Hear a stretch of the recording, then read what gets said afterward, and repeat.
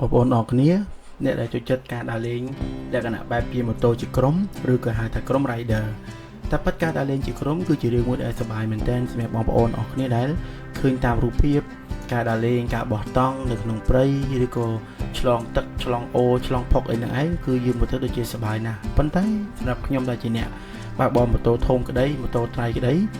យើងតែងតែមានឧបសគ្គជាច្រើននៅក្នុងការធ្វើដំណើរ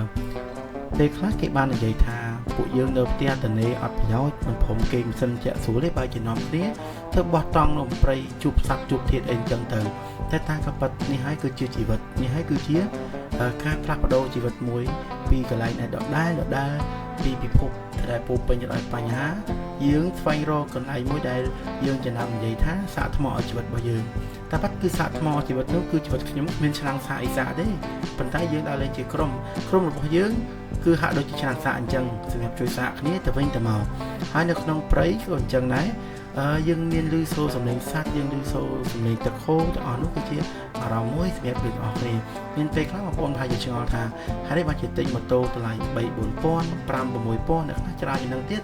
ហើយនាំគ្នាជិះម៉ូតូទៅក្នុងព្រៃបាទធ្វើឲ្យម៉ូតូនឹងជាប់ផុកសម្លេមសម្មាមហើយធ្វើឲ្យពិបាកដូរអីអញ្ចឹងទៅ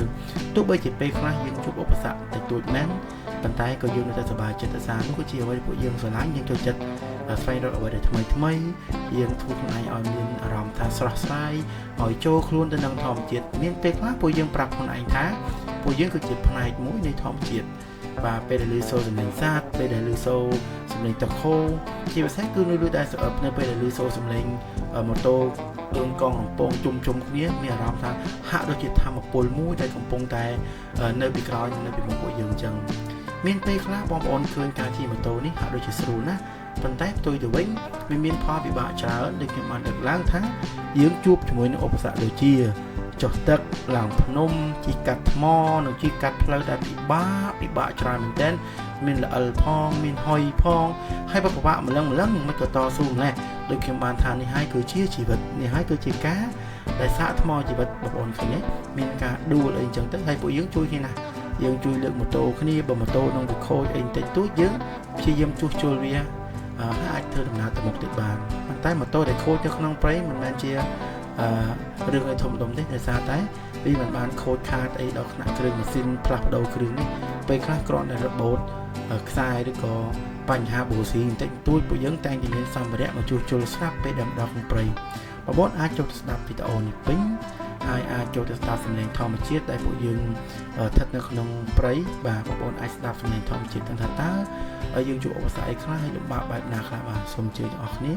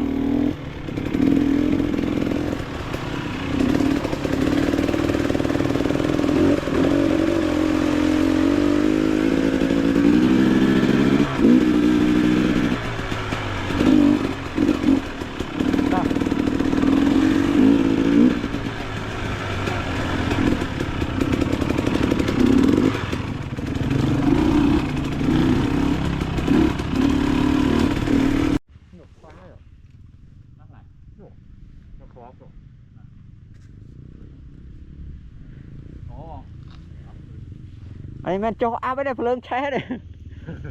lương xe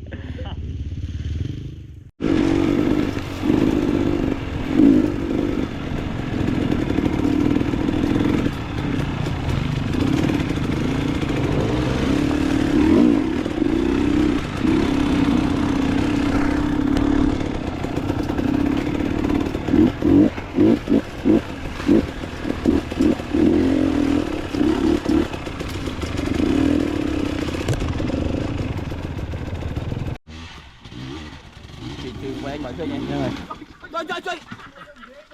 không thật xa ta cây trường quê nha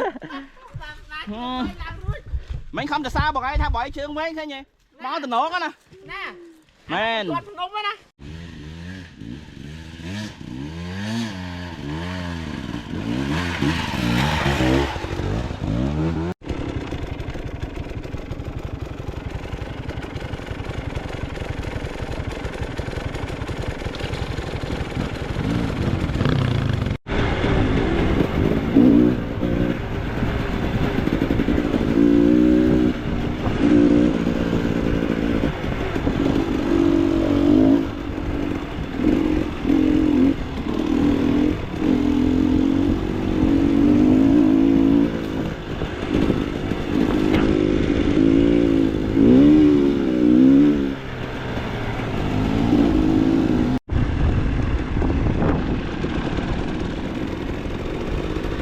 cô đánh này ở đây luôn